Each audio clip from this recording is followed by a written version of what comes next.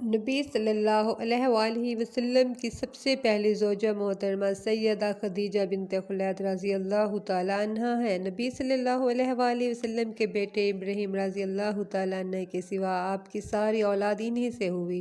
آپ صلی اللہ علیہ وآلہ وسلم اپنی ساری زندگی اس وفا شوار بیوی کو یاد کرتے رہے۔ سیدہ خدیجہ کے والد کا نام خلید اور والدہ کا نام فاطمہ تھا۔ حضرت خدیجہ رضی اللہ تعالیٰ عنہ کے والد اپنے قبیلے میں اونچی حیثیت کے آدمی تھے۔ ہر شخص انہیں عزت و احترام کی نگاہ سے دیکھتا تھا۔ مکہ میں رہائش اختیار کی، وہیں فاطمہ بنت زاہدہ سے شادی کی اور ان کے بطن سے اللہ تعالیٰ نے وہ بیٹی عطا کی جو امت مسلمہ کی پہلی ام المومنین بنی۔ سیدہ خدیجہ رضی اللہ تعالیٰ عنہ کے پہلے 2 نکاح ہو چکے تھے۔ خاندان کا پیشہ تجارت تھا۔ باپ اور شوہر کی موت کی وجہ سے تجارت کا بوجھ ان پر آ پڑا، لیکن عرب معاشرے میں عورت کے لیے تجارت کا پیشہ بہت مشکل کام تھا۔ چنانچہ سیدہ خدیجہ اپنے رشتہ داروں کے ذریعے سے کام لیتی تھیں اور سامان تجارت دے کر دوسرے ملکوں کی طرف روانہ کرتی تھیں۔ ایک بار سیدہ خدیجہ رضی اللہ تعالیٰ نبی پاک کو پیغام بھیجا کہ میرا سامان تجارت لے کر جائیں، جو معاوضہ بنے گا اس کا 2 گنا دوں گی۔ رسول اللہ نے پیشکش کو قبول فرما لیا اور آپ کا یہ سفر تجارت کامیاب رہا۔ چنانچہ تجارت سفر کے 25 دن بعد خود سیدہ خدیجہ رضی اللہ تعالیٰ عنہ نے نکاح کا پیغام بھجوایا۔ آپ صلی اللہ علیہ وآلہ وسلم نے اپنے چچا کے مشورے سے قبول کر لیا۔ سیدہ خدیجہ رضی اللہ تعالیٰ عنہ سمجھدار اور شریف خاتون تھی۔ اللہ تعالیٰ نے دولت سے بھی نوازا تھا، اپنے قبیلے میں باعث مال، لیکن قدرت نے اپنے نبی صلی اللہ علیہ وآلہ وسلم کے لیے منتخب کر لیا تھا۔ اس طرح نکاح کی تاریخ طے ہو گئی۔ مقررہ تاریخ کو اپنے چچا ابو طالب، حضرت حمزہ اور خاندان کے دوسرے لوگوں کے ساتھ سیدہ خدیجہ کے گھر تشریف لائے۔ ابو طالب نے نکاح پڑھایا۔ حق مہر مقرر ہوا، یہ تقریباً 500 طلائی درہم کے برابر تھا۔ اس طرح حضرت خدیجہ رضی اللہ تعالیٰ عنہ کو پہلی ام المومنین ہونے کا شرف حاصل ہوا۔ آپ کا پہلا لقب طاہرہ تھا، اس طرح آپ خدیجہ طاہرہ کے نام سے مشہور ہوئی۔ نکاح کے وقت رسول کی عمر 25 سال جبکہ حضرت خدیجہ کی عمر 40 سال تھی۔ نکاح کے بعد سرداران قریش اور دیگر لوگوں نے مبارکباد دی۔ نبی اکرم کی زوجیت میں آنے کے بعد سیدہ خدیجہ نے اپنا سارا مال و اسباب آپ کے قدموں میں ڈھیر کر دیا۔ سیدہ خدیجہ رضی اللہ تعالیٰ عنہ نے ہر مشکل پریشانی میں آپ کے ساتھ رہیں۔ جب آپ پر پہلی وحی نازل ہوئی تو نبی کریم صلی اللہ علیہ وآلہ وسلم گھر تشریف لائے۔ سیدہ خدیجہ سے فرمایا مجھے کمبل اوڑھا دو۔ کپکپاہٹ دور ہوئی تو پیش آنے والا واقعہ بیان فرمایا۔ حضرت خدیجہ نے کہا کہ اللہ کی قسم جس کے قبضے میں میری جان ہے، میں امید رکھتی ہوں کہ آپ اس امت کے نبی ہوں گے۔ اللہ کے حکم سے جب آپ نے نبوت کا باقاعدہ اعلان فرمایا تو مردوں، عورتوں، بچوں سبھی میں آپ ہی سب سے پہلے ایمان لائیں۔ آپ رضی اللہ تعالیٰ عنہ آپ صلی اللہ علیہ وآلہ وسلم کی سب سے بڑی مددگار بھی تھی۔ مکہ کے مشرکین جب نبی کو جھٹلاتے تو آپ پریشان ہو جاتے۔ سیدہ خدیجہ مشرکین کے سلوک کو بے اثر کر دیتی تھیں اور آپ کی باتوں کی تصدیق کرتی تھیں۔ سات نبوی میں قریش مکہ نے آپ صلی اللہ علیہ وآلہ وسلم اور ان کے حامیوں اور بنو ہاشم سے تمام تر تعلقات توڑ لیے اور آپ کو ان تمام لوگوں سمیت شیب ابی طالب رہنے پر مجبور کر دیا۔ وہاں آپ صلی اللہ علیہ وآلہ وسلم کو 3 سال تک رہنا پڑا۔ یہ زمانہ سخت تکلیف دیتا تھا۔ بچوں کے بھوک سے بلبلانے کی آوازیں سنائی دیتی تھیں۔ اس گھاٹی میں سیدہ خدیجہ بھی آپ کے ساتھی تھیں۔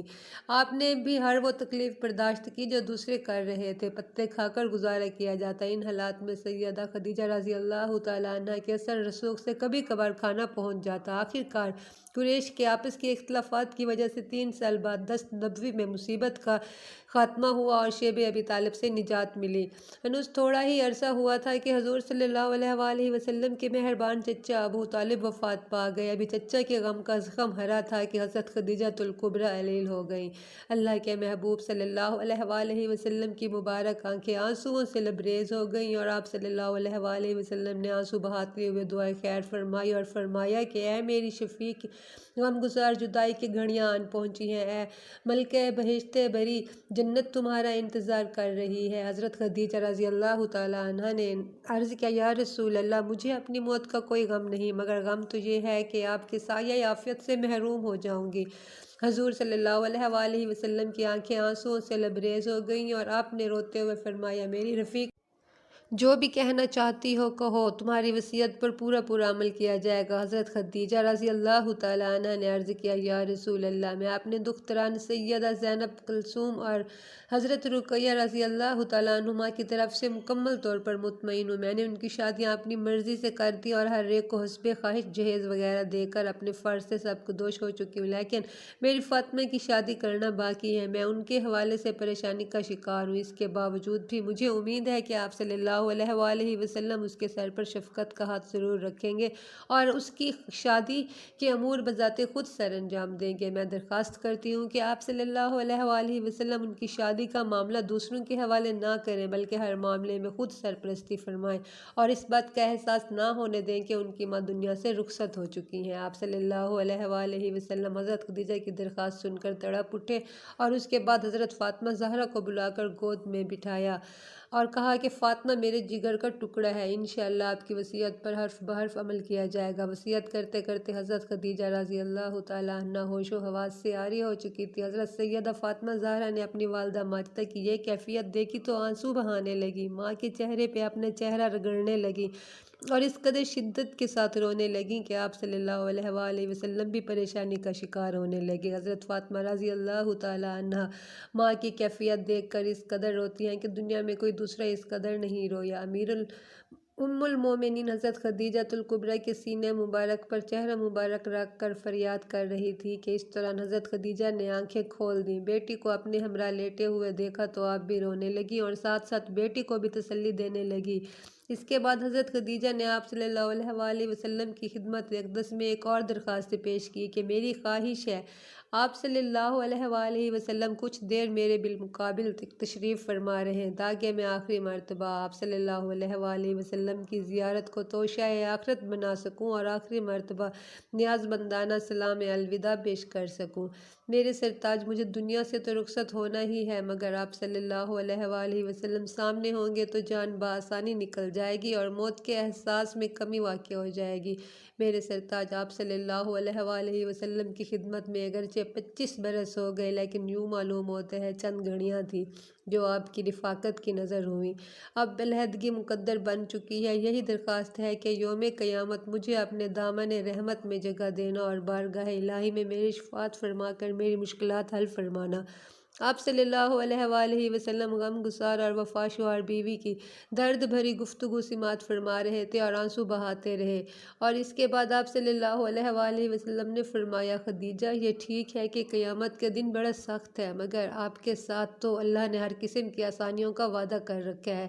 آپ کے لیے جنت میں موتی کا محل ہے، میری غم گسار، آپ کو کسی بھی قسم کا کوئی غم نہ ہوگا، جنت میں ہمارے ہمراہ ہوگی۔ حضرت خدیجہ رضی اللہ تعالیٰ عنہ نے بیٹی کو مخاطب کر کے فرمایا، جان مدر، میری ایک خواہش ہے کہ میں جو آپ کے والد محترم کے حضور براہ راست پیش کرنے کی ہمت نہیں رکھتے اور اب تمہارے ذریعے سے پیش کرنے کی خواہاں ہوں۔ حضرت فاطمہ رضی اللہ تعالیٰ عنہ نے والدہ محترمہ کی خدمت میں عرض کیا، امی جان حکم فرمائیے، میرے ابا جان آپ کی ہر خواہش کی تکمیل فرمائیں گے۔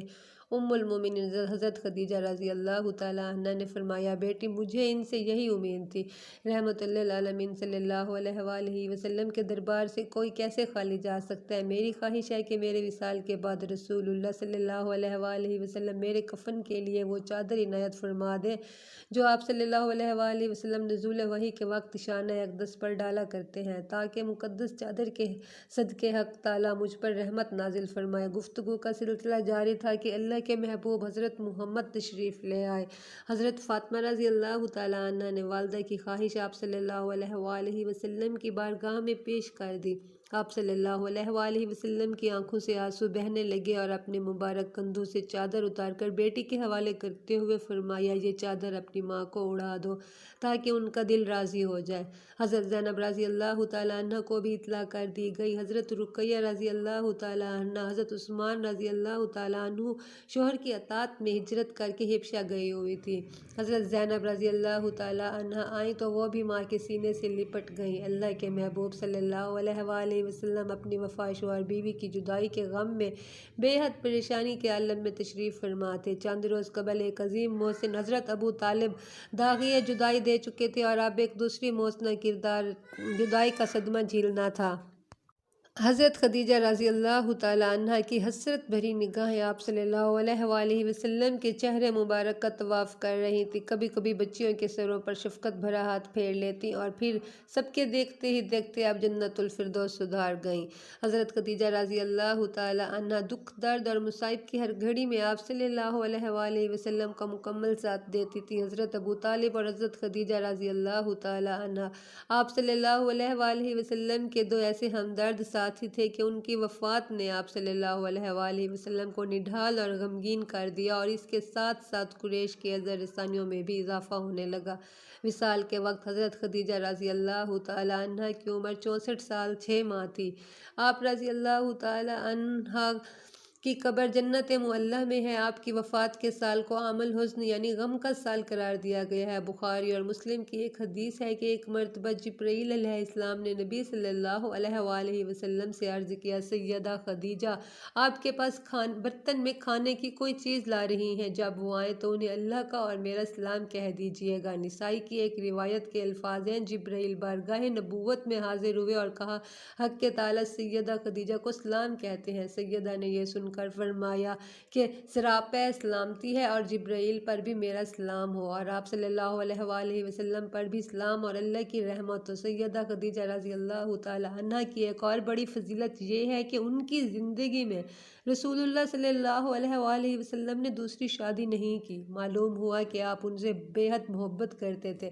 بخاری اور مسلم کی روایت کے مطابق آپ نے انہیں جنت میں ایک ایسے محل کی بشارت دی جو موتی کا ہوگا، بلکہ مسند احمد میں روایت ہے کہ رسول اللہ نے فرمایا، مجھے حکم ملا ہے کہ آپ کو جنت میں ایک ایسے محل کی بشارت دوں جو موتیوں سے بنا ہوا ہوگا، جس میں شور و غل اور محنت و مشقت نہیں ہوگی۔ سیدہ خدیجہ رضی اللہ تعالیٰ عنہ کی وفات کے بعد اکثر انہیں یاد کرتے اور تعریف فرمایا کرتے تھے۔ بے شمار درود و سلام ہو ان مقدس ہستیوں پر۔ اللہ تبارک